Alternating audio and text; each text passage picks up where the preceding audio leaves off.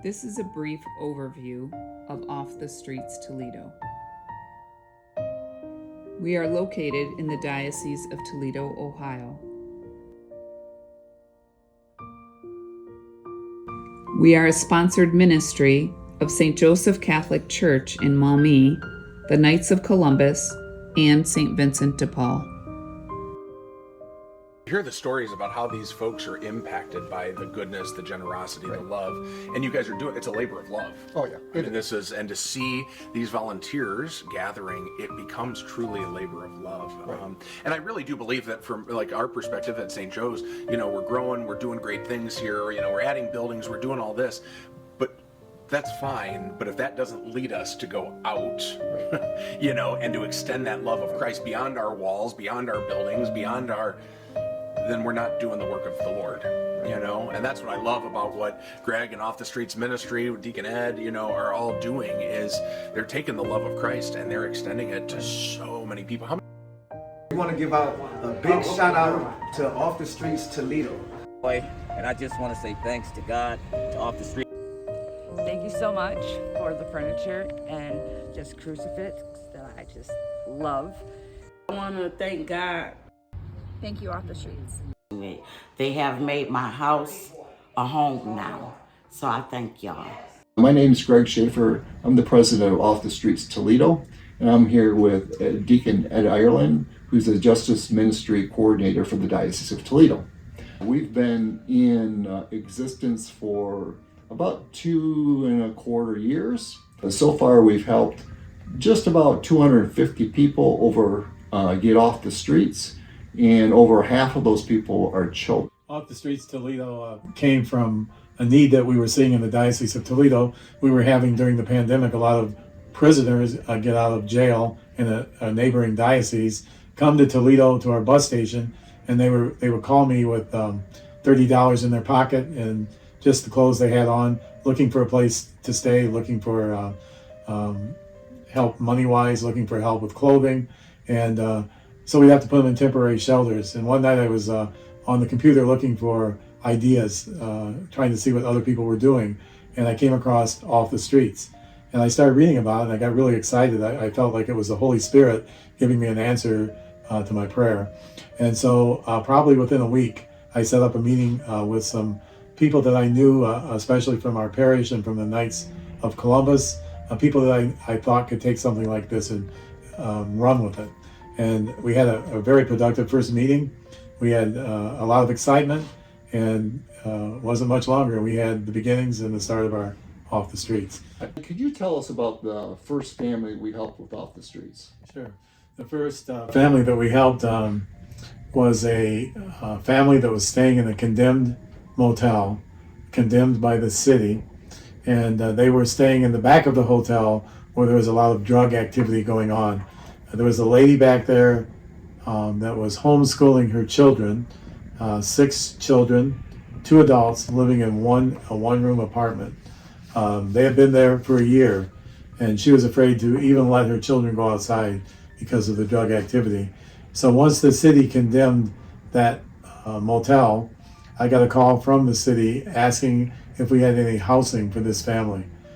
So we started looking around, and it was amazing that there was a convergence of the start of Off the Streets and this need that arose. Can you tell us about the first delivery we made to the house? How did that go when you delivered the furniture to this family? Well, there was a lot of tears, but really the amazing thing that happened was that we were able to pray with this family. We blessed their house, and that's become standard for Off the Streets in Toledo. We do a lot of prayer. Greg or myself or one of our leaders will pray with the people before they go out making deliveries. Prayer is a very important part of everything we do, and the Holy Spirit has performed some truly amazing miracles in Off the Streets Toledo. It certainly has. And there was a little bit of a miracle also that day relative to the school desk. Can you tell the story about the school desk? Yeah, this was truly a miracle. We had gotten all the furniture into the house. We had prayed, and the lady that we moved the furniture into her house was so grateful, and so we asked before we left is there anything else that you would really like or that we could do for you? And she said, I have everything I want. It's so fantastic. But if I could have one wish, it would be that I would have desks for my children because of the homeschooling that I do. So it was truly a miracle. I was driving back to my office. I got a call from one of our schools in Fremont, Ohio, and one of their employees said, we're making some changes here at our school and we have some desks. Do you know of anybody that can use them? That was truly a miracle. It was amazing that within 45 minutes of her requesting desks, we had a call saying that they had desks. So we were able to go and pick up the desk and bring them back to her. And that's kind of been one of our first miracles that happened. There's been many more since. Once we got her into this housing, we continued to visit her on a weekly basis because we took them food. They had no transportation. So eventually she was so impressed and grateful to all the volunteers from Off the Streets and from our food delivery that she was curious about the Catholic Church. Eventually they went into RCIA and they are now Catholic and go to church on a weekly basis. One of the benefits of Off the Streets is that we do have a food delivery service, and we are feeding about 70 families a week that have no transportation. That puts us in their homes on a weekly basis, allows us to do a lot of mentoring and a lot of evangelization. So far, we've had 8 people come into the Catholic Church, and we currently have 4 people in RCIA. People often ask, where do the people come from off the streets? What are their backgrounds? Why are they homeless? You know, Deacon Ed just talked to the family that was living in a hotel. But we've got multiple people that have been burned out of their homes. They have jobs. They just don't have any money to be able to pay security deposits or refurnish their homes. We've unfortunately have quite a few women that are fleeing abusive husbands or boyfriends, so we help them. We've helped women that have been considering abortion, help them get into homes so that they can support their child. Been many people that are living in cars, people that are living in shelters. Sometimes we don't know the details of the background, but we know they're in need. How many babies have been saved from abortion through the help of Off the Streets? Well, currently we are investigating the people we've helped that have been pregnant, and we think we've probably saved 5 babies so far. And we've done that by helping them with security deposits and furniture, and helping them to find places to go, and taking food to them, showing them that there is a life out there that can include themselves and their babies. I want to share with you one of the women that has witnessed to our volunteers. My name is Aubrey McClintock, and last year when I got Deacon Ed's phone number, I was in a treatment program at Midwest Recovery. And I'm not from Toledo or Ohio, and that was the first time in my life, I'm sorry, that I tried to become sober.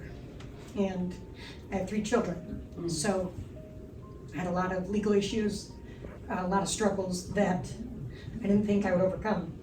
And Christmas was my sobriety date, almost 2 years ago.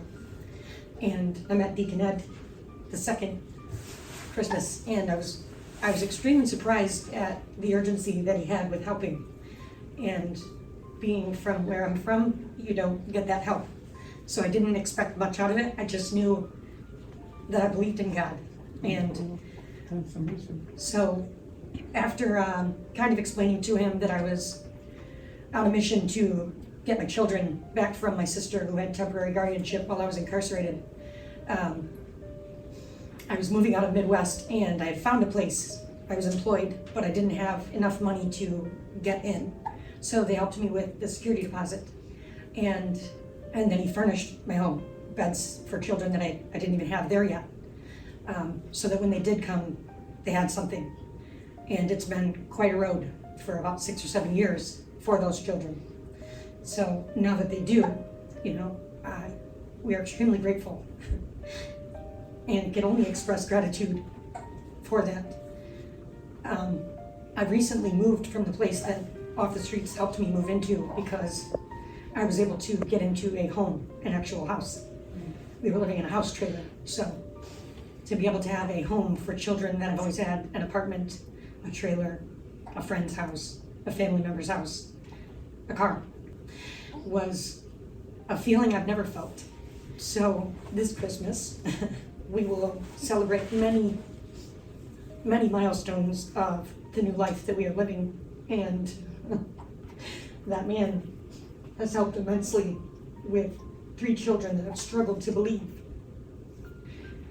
This program has given me hope where I haven't had it in a long time, and I appreciate that. My comment about her particular situation and about Off the Streets in Toledo is that Off the Streets gets us into these homes.